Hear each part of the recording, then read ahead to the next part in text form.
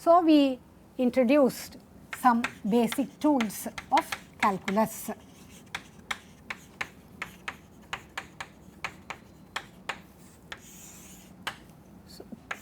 So, let us introduce some notations. So, by C of R, I mean the set of all functions f such that f is continuous on the entire real line R.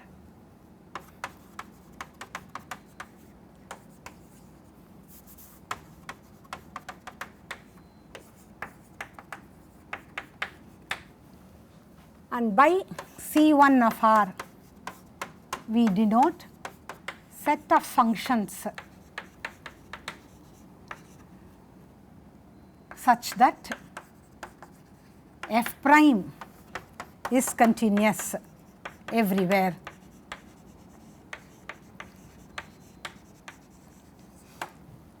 So, we immediately note that C1 of R is a subset of C of R. So, the set inclusion is a proper inclusion, since there are continuous functions for which the derivatives do not exist. So, we follow this notation, write C2 of R and denote the set of functions such that f double prime is continuous everywhere.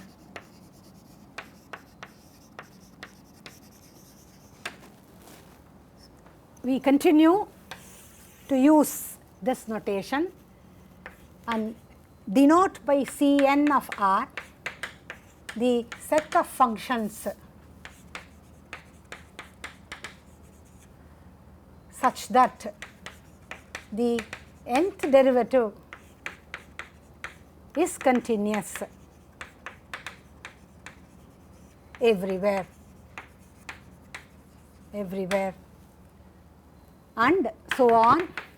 And by C infinity of R, we denote the set of functions for which each of these derivatives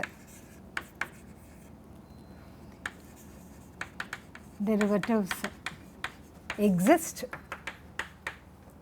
and is continuous everywhere.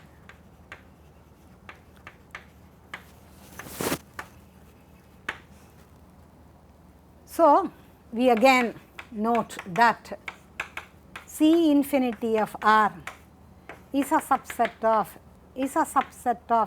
Cn of R, and so on, is a subset of C2 of R, is a subset of C1 of R, is a subset of C of R. By Cn of AB, closed interval AB, we mean all those functions f such that the nth derivative exists and is continuous in the closed interval AB. So, we shall use these notations in the course of our discussion. So, we said that we will look at approximations of functions to begin with, but we already have some knowledge about how a function which satisfies certain properties can be approximated by a polynomial, namely Taylor's theorem, which you have studied earlier, tells us how to represent a function in an interval and how much of error is incurred in approximating this function by a polynomial. So, let us look at the statement of this theorem.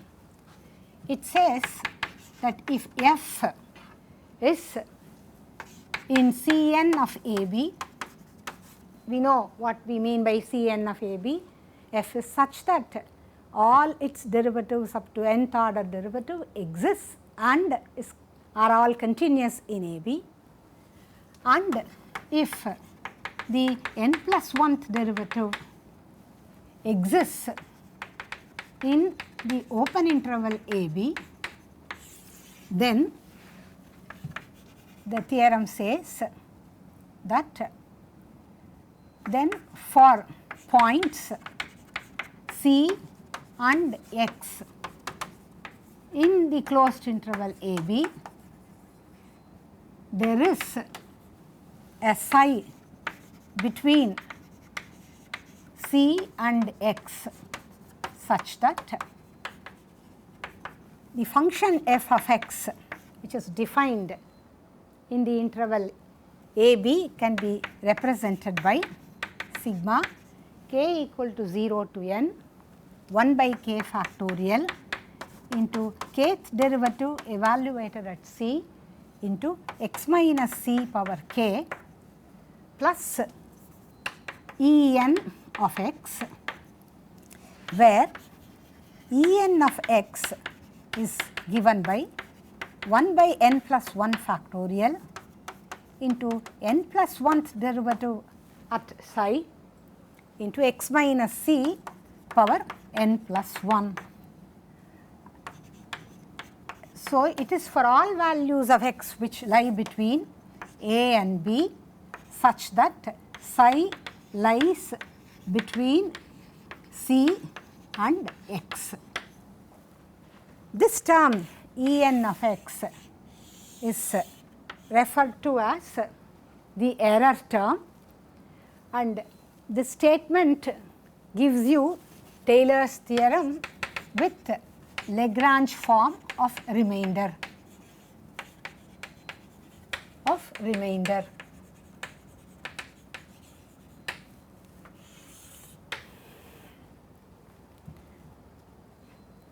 So, it states that if f satisfies these properties, then for any 2 points C and x in this interval, you will be able to find out a psi such that it lies between C and x, and for any x in this interval AB, you can represent this function by means of the first term, and you observe that the first term is a polynomial in x minus c of degree n. So, you can represent this function by a polynomial, and the error that you incur is En of x. You have a control over this error, namely you can determine the number of terms n that you should include in the first term in order to obtain the error to be less than some prescribed value. So, correct to the desired degree of accuracy, you will be in a position to get a representation of the function f of x in the form of a polynomial. So, it is possible to obtain a bound on the error. So, essentially Taylor's theorem gives you a way of representing a function satisfying these properties in the form of a polynomial with, and it also gives you the bound on the error that has been incurred in such a representation. So, I shall consider f of x to be equal to log x in the interval 1 to 2. So, I have taken a to be 1 and b to be 2. Let me take c to be 1. So, this says then for points c and x. So, c is in AB. So, I can choose c to be a itself. So, I have chosen c to be 1 here. So, So, I would like to represent log x by means of a polynomial of degree n. So, we compute the various order derivatives. So, f prime x is 1 by x, f double prime x is minus 1 by x square, f triple prime x is 2 by x cubed, and so on. The kth derivative of x will be minus 1 power k minus 1 into k minus 1 factorial by x to the power of k, and this is so for k greater than or equal to 1. So, having chosen c as 1, we compute the derivatives at c namely 1. So, that will give you minus 1 power k minus 1 into k minus 1 factorial. So, c is 1 and this is for k greater than or equal to 1. So, let us compute the 0th derivative at 1, and that will be log 1. So, it is 0. So, this gives us f of x to be equal to log x, and that is sigma k is equal to 1 to n, because corresponding to 0 we have the value to be 0. So, k equal to 1 to n minus 1 power k minus 1 by, so I have to substitute here the kth derivative at c. So, kth derivative at c is minus 1 power k minus 1 into k minus 1 factorial by, I have a k factorial, and then x minus 1 to the power of k. That is the first term. Then the second term E n of x, that is 1 by n plus 1 factorial into n plus 1th derivative at psi. So, n plus 1th derivative will be minus 1 to the power of n into n factorial, and then divided by, so psi power n plus 1 into x minus 1 to the power of n plus 1. That will be E n of x, and this representation is valid for x in 1 to 2 and for psi lying between 1 and x. So, let us simplify this. So, log x will be equal to sigma k equal to 1 to n minus 1 power k minus 1 by k into x minus 1 power k, and then the next term is minus 1 power n by n plus 1 into x minus 1 power n plus 1 by psi power n plus 1 for x lying between 1 and 2 and for psi between 1 and x. So, we observe that the first term is a polynomial of degree n,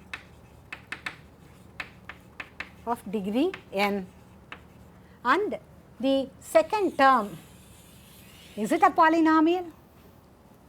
Is it a polynomial? No. Why? We have a factor x minus 1 power n plus 1 in the numerator, and we have psi power n plus 1 in the denominator, and psi is a function of x. So, it is not a polynomial. So, log x has been represented as a polynomial plus some term which we call as the error term, which is not a polynomial, and this tells you how much is this function log x deviated from its approximation, namely a polynomial of degree n. So, the error E n of x is this function log x minus its polynomial approximation.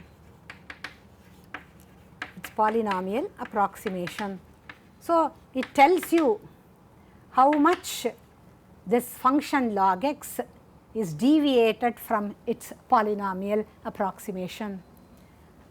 So, we have illustrated Taylor's theorem with Lagrange form of remainder. So, let us write out this polynomial explicitly. So, when k is 1, so this gives you x minus 1, then 1 by 2 x minus 1 the whole square plus 1 by 3 x minus 1 the whole cubed, and so on. The last term is minus 1 to the power of n minus 1 by n into x minus 1 to the power of n plus the error, which is En of x. So, our goal now is to use this polynomial and the error term to compute what log 2 is. We obtained an expansion of log x in this form along with the Lagrange form of remainder given by En of x. Our goal is to determine log 2 and see how much error has been incurred in approximating log x by a polynomial of degree n. Or we would like to determine how many terms that we will have to include in its expansion, so that the error is less than some prescribed quantity. So, let us do all this now. So, let us first write down what En of x is. So, En of x is minus 1 power n by n plus 1 into x minus 1 power n plus 1 by psi power n plus 1. So, this is for x in 1 to 2 and psi less than x and greater than 1. So, let us find the bound on this error. So, it is 1 by n plus 1 x minus 1 power n plus 1 by psi power n plus 1, and it is less than 1 by n plus 1 into x minus 1 power n plus 1. Why? Psi is greater than 1. So, 1 by psi power n plus 1 is less than 1. So, mod En of x is bounded by 1 by n plus 1 into x minus 1 power n plus 1. So, now I would like to compute log 2 with the help of the expansion that we have derived, namely I call this as star. So, use star to get log 2.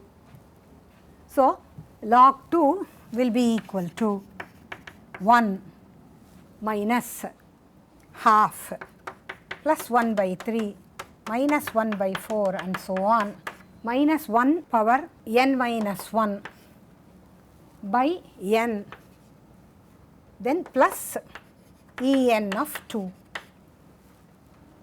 So, error evaluated at 2. We already have the expression for the bound on En of x for any x in the interval 1 to 2. Now, my question is, determine log 2 correct to accuracy of 1 part it 10 to the power of 8. Namely, you want En of 2 to be such that it is less than 1 in 10 power 8. So, 1 by 10 to the power of 8, which means you want 1 by n plus 1 to be less than 1 by 10 power 8.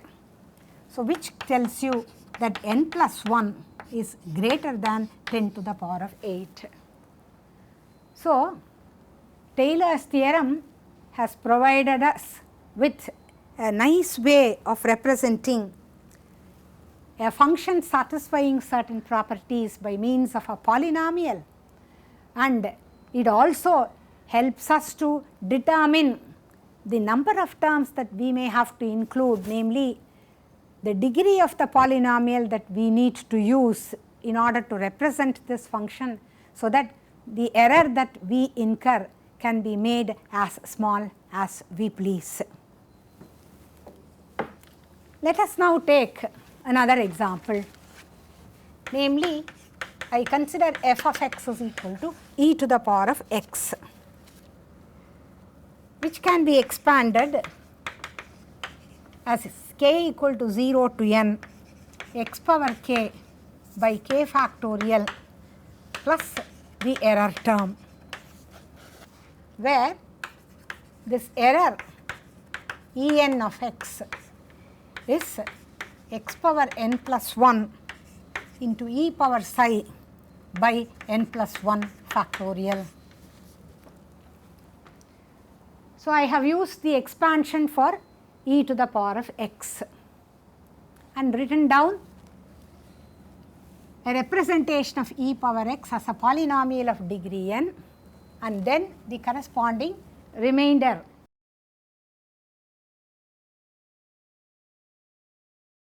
Suppose we want this approximation to be accurate,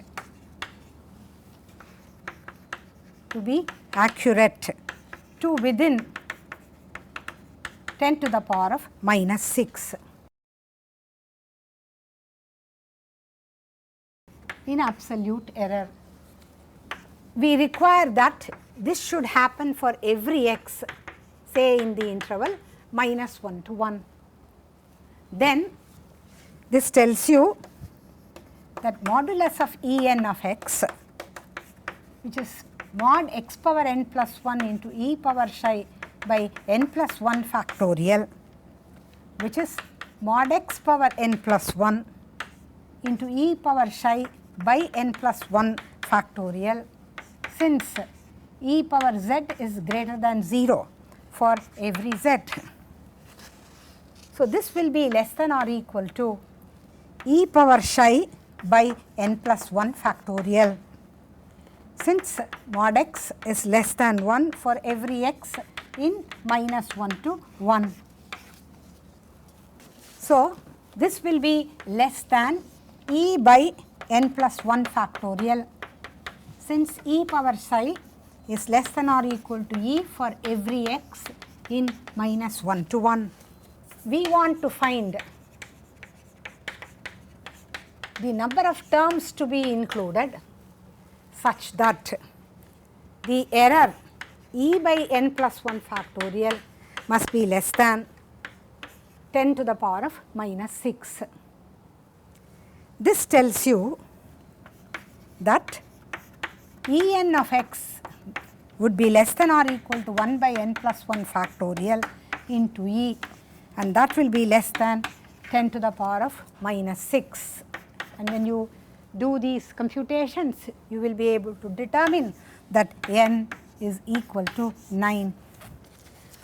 So, we have shown using Taylor's theorem with Lagrange form of remainder that if P9 of x, that is a polynomial of degree 9, a polynomial of degree 9, because n turns out to be 9. So, if P9 of 6, which is a polynomial of degree 9, is the Taylor polynomial,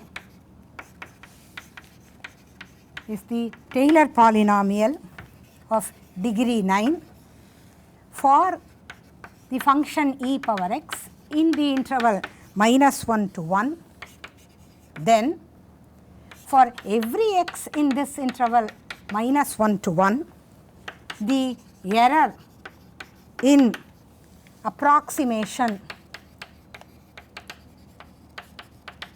P9 of x to e to the power of x is less than 10 to the power of minus 6. That is, the difference e power x minus P9 of x is less than or equal to 10 power minus 6 for every x in this interval minus 1 to 1. So, now we move on to the mean value theorem. This is how you have learnt earlier. What does the mean value theorem state? It states if f is a continuous function in the closed interval a b, and if f dashed exists in the open interval AB, then for C and X, for any 2 points in the closed interval AB, there exists a psi between C and X such that f of x is f of C plus x minus C into f dash of psi. So, in particular, if I choose x to be B and C to be A, then this tells me f of B is f of A plus x minus A into f dash of psi. Rolle's theorem, which is another important result. It states that if f is continuous on the closed interval AB and if f dashed exists in the open interval AB and f of A equal to f of B equal to 0, then f dash of psi is 0 for psi belonging to the open interval AB. The result says that if you have at A f of A is 0 and at B f of B is 0, then there is a point psi between A and B at which f dash of psi is 0. Namely, you have a tangent which is parallel to the x-axis. The tangent at this point psi has its slope to be 0. That is what the Rolle's theorem is, and the result is immediate from the mean value theorem. If f of A is 0, f of B is 0, then there is a psi between A and B such which f dash of psi is 0.